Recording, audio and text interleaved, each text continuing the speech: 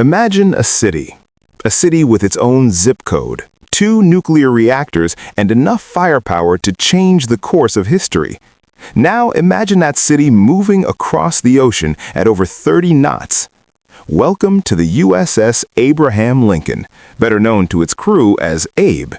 This isn't just a ship, it's 100,000 tons of American diplomatic power. From humanitarian rescues in the Philippines to the front lines of the Persian Gulf, CVN-72 has seen it all. Today, we're breaking down the history, the staggering cost, and the sheer mechanical muscle of one of the most famous aircraft carriers in the world. The story of the Lincoln began in Newport News, Virginia. Her keel was laid in 1984, and by November 1989, she was officially commissioned into the U.S. Navy. But she didn't get a quiet start. Just 2 years into service, she was called to the Philippines for Operation Fiery Vigil. When Mount Pinatubo erupted, the Lincoln led a 23-ship armada to evacuate 45,000 people. It was the largest peacetime evacuation in military history. Fun fact, a baby was actually born on board during the mission and was named, you guessed it, Abraham Lincoln Prestella. Since then, she's been the tip of the spear in the Gulf War, Operation Iraqi Freedom, and humanitarian missions across the globe. What drives a beast this big? Under the hood, you won't find traditional engines. The Lincoln is powered by 2 Westinghouse A4W nuclear reactors. These reactors feed 4 massive steam turbines, generating 260,000 shaft horsepower. To put that in perspective, that's enough power to light up a small city. This setup gives the ship a top speed of over 30 knots. That's about 35 miles per hour, which is incredible for something the size of the Empire State Building lying on its side. And the best part? She has an unlimited range. She can sail for 20 to 25 years before needing a refill on her nuclear fuel. Let's talk money. Building a Nimitz-class carrier isn't cheap. The contract for the Lincoln was awarded for roughly $2.24 billion back in 1982. In today's money, that's over $6.8 billion. But the spending doesn't stop at the build. In 2017, she completed a refueling and complex overhaul, or RCOH.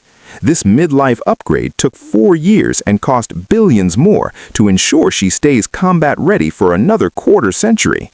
When you see this ship, you're looking at one of the most expensive and complex machines ever built by human hands. The scale of the Lincoln is hard to wrap your head around. She's 1,092 feet long. If you stood her up, she'd be taller than the Eiffel Tower. On board, you'll find a crew of about 3,200 sailors, plus another 2,480 people who make up the air wing. That's nearly 6,000 people living and working together. To feed them, the ship's galleys serve over 18,000 meals a day. Then there's the reason for being, the aircraft. The Lincoln can carry up to 90 fixed-wing planes and helicopters. We're talking FA-18 Super Hornets, E-2D Hawkeyes, and the stealthy F-35C Lightning II. Using 4 steam-powered catapults, she can launch a jet every 20 seconds. The USS Abraham Lincoln is a record setter.